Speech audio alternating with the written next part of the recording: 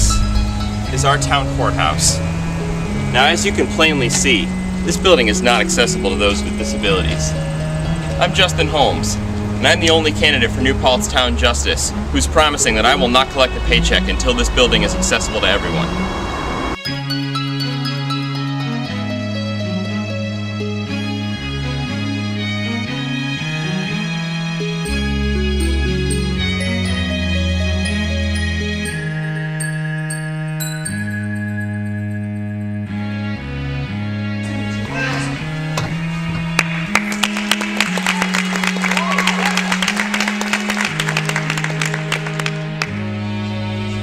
I'm not a lawyer, I'm a parliamentarian, I'm a computer technician. What I'm going to do is stop the madness in the courtroom where you can't hear the judge. As you can see, you can hear me pretty well. You can't hear the judge. You can't make a recording of your own court proceeding. In my court, all the proceedings will be recorded and they'll all be posted online. All the transcripts, up to the extent allowed by law, will be posted online. My court notes will be posted online. And I'm going to do this all in one term, and then I'm going to be done. I'm not going to run for a second term. I'm going to set a precedent that 21st century technologies used to realize 18th century ideals. I have brought a bunch of support throughout the community. We already have our own ballot line, so we are bringing these ideas to the fence in November, and I hope that you'll support me now, and I hope that you'll support me then.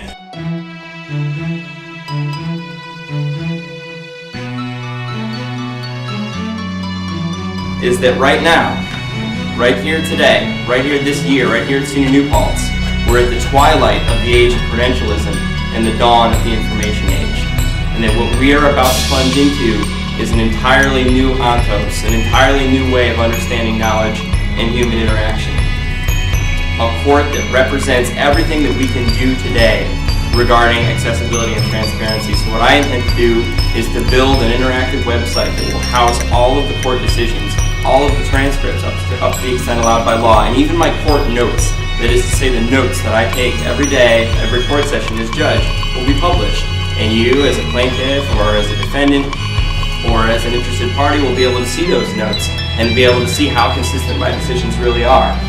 That's something that probably wasn't really possible 10 years ago, but it's possible now. And it's the kind of example that I think we need to set in New Paltz. Because without a good example of a functioning, accessible, open court here, we have no hope of upholding our institutions of law accountable at the federal level. And that's really the movement that we need to ignite right here, right now. I want to talk very briefly about jurisprudence. Because it's something that judicial candidates tend to shy away from. And I worry that when people go into the voting booth to vote for judge, they don't exactly know why they're voting. When you're voting for someone for town board, it's very clear, oh yes, I like the environment, or oh yes, I really want their tax plan. When you're voting someone for judge, I feel like people don't really exactly know why they're casting that vote.